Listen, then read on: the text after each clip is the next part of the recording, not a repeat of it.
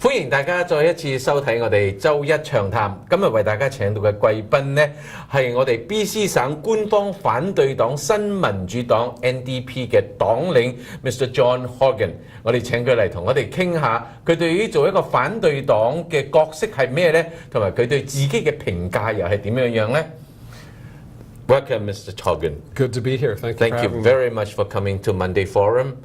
Yes, I have the first question that I want to ask you is that after 14 months being the leader of the opposition party in Victoria, if you have to do a self-evaluation, how would you grade yourself? I would give myself a B+. I've learned a lot. Only B+, modesty? Well, I think modesty is important. I think my mom taught me at an early age that humility would take me a long way. And I believe that I've worked very hard over the past 14 months to connect with British Columbians in every corner of the province. But I've got a lot of work to do. And to say that I've nailed it would be, I think, an exaggeration. I've got a lot of work to do. I've made progress. My colleagues are behind me. I've been in every corner of the province meeting friends and growing the base of the NDP, and that's my job as leader, and I think so far so good, but lots of work to do. B+.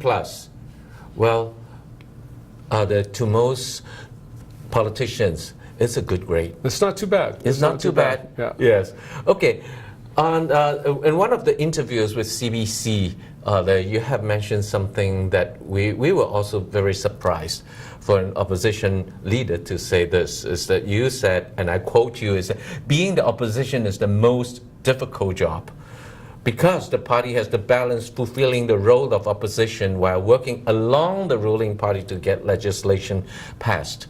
I think you have actually point out the dilemma of being opposition party and being a politician for the province. So what in your mind do you have for the definition of an opposition leader? Well, when I made that statement, I had been the leader for just a few months, and I had been a critic. I elected 10 years ago. I was initially the education critic, and then I became the energy critic, and I was in that position for 8 years. And my job as critic was to be harsh on the government, to highlight their shortcomings, and just be relentless in saying, this is a mistake, that's a mistake, that's a mistake.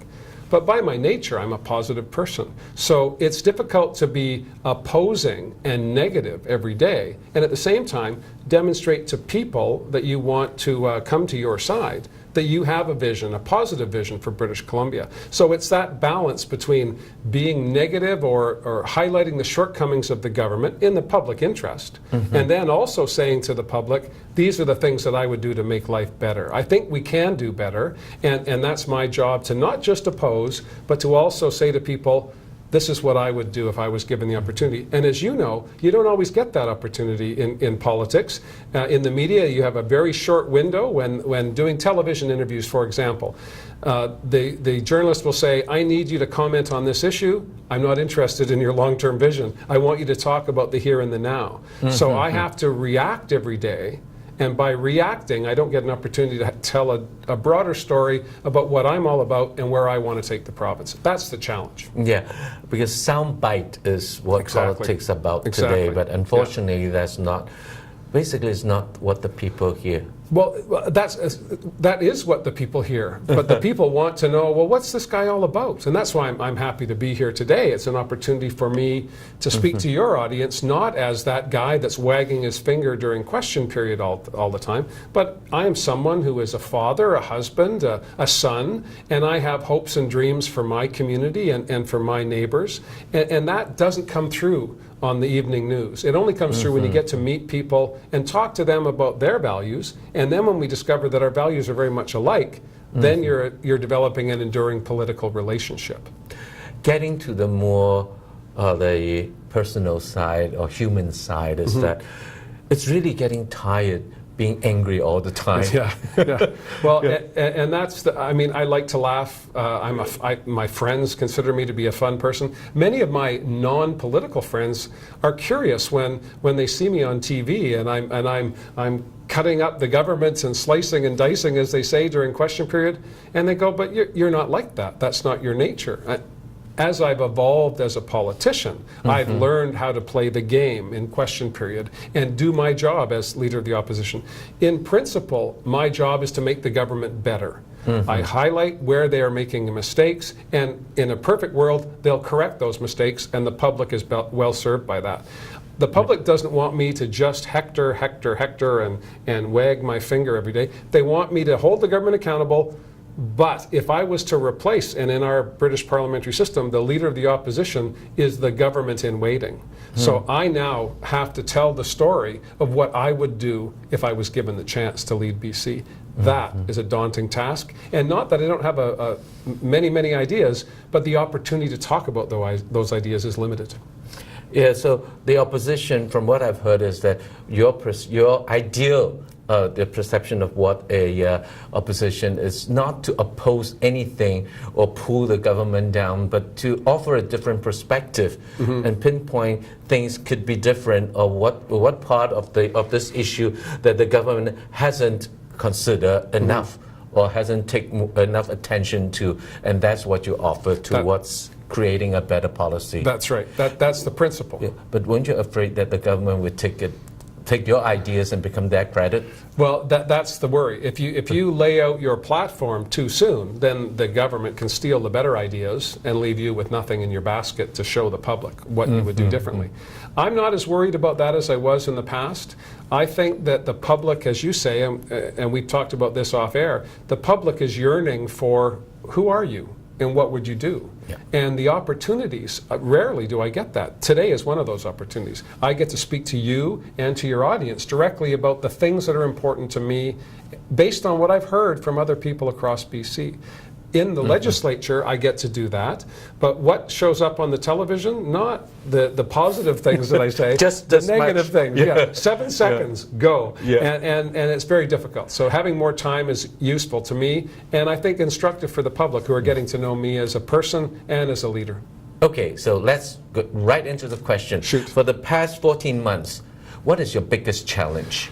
And what is the most important thing that you want to tell the audience but you haven't had the chance? Well, the challenge has been, I live on Vancouver Island, and that means ferry rides. That means a lot of time in airports, and I'm crisscrossing the province. I've been to the Northwest. Yeah, we tried to invite you for many times, but you were not in town. Not available, yeah. And so the travel has been the most difficult part, but it's also been the most rewarding part. BC, that's the odd thing about it. I get tired, as all people do, from constantly traveling, going up in the air and down in the air. But when I get to Williams Lake or Prince George or Kamloops or Cranbrook, I'm meeting new people, and I'm hearing new perspectives on the challenges that we face in the 21st century. The issues in Cranbrook are quite different from the issues in Coquitlam or Richmond or North Vancouver. And being the leader of the opposition, I get to hear all of these stories. My father was born in Ireland, and so he's a storyteller. He was a storyteller. And I believe I've inherited that as well. And I like to tell the story of what I've seen and heard as I travel around, and building a vision for British Columbia based on the stories that people tell me. So the biggest challenge, getting around to see people. The biggest reward, getting around to see people. That's wonderful, because particularly for people who lived in the Lower Mainland, Yes. they really think that Canada, that represents Canada. Yes. That is Canada. Yeah. But I think Canada, that is the new Canada, the evolving Canada. But what's happening up in the north or countrywide, that's a different story. Well, it is, and everyone's worried about their own neighborhood. I understand that. My constituency, we have 85 members of the legislature, and they all come from different corners of the province, different walks of life. They bring different abilities, different perspectives, and that's a good thing. That's the diversity and splendor of British Columbia. We live in just a spectacular place. We see that every day, but it's the dynamism of our multicultural makeup that is that separates us, I believe, from the rest of Canada. from Alberta, Saskatchewan, and so on. But it also gives us an opportunity, a window on the world, to be traders, to be entrepreneurs, and to be social innovators as well. We have a social safety net in Canada that is envied around the world, and we can build on that because of the diversity that we have, not just in the Lower Mainland, but in the North, in the Kootenays, and of course on my beloved Vancouver Island as well. Let's talk about the diversity, because when you take on this leadership, you were not challenged at all. Yes. You were acclaimed, but there are different voices in different sectors, particularly after the last the election. The morale was low, and what is your biggest challenge internally? The managing NDP? Well, the diversity of opinions within the NDP. Some have often said that the NDP is like herding cats. We all have an opinion, and we all like to hear our opinions, so we voice them, and we're aggressive about that. But I think the challenge for me as leader of a diverse political party, which has been a coalition. My first job in BC politics was working for Mike Harcourt. And what I learned from Mike was that you have to take the strengths of those around you and build a team, a coherent, progressive team.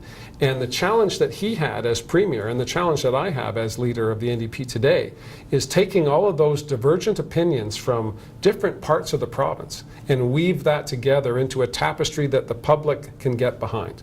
And what I learned from Mike is that if you're going to be successful, you need to invite more people in than you have when you start. So my challenge is not just keeping my caucus, my 33 members, happy, but it's to make sure that I'm growing the BC NDP by inviting new people, Liberals, Conservatives, Greens, to create a new coalition, a positive coalition for a better BC. And that's what Mike did, I believe, and that's what I'm going to try and do as well. Thank you very much. Let's take a break and Sure. we'll come back. 我哋休息一陣，一陣間繼續同我哋嘅黨領傾下佢嘅理念。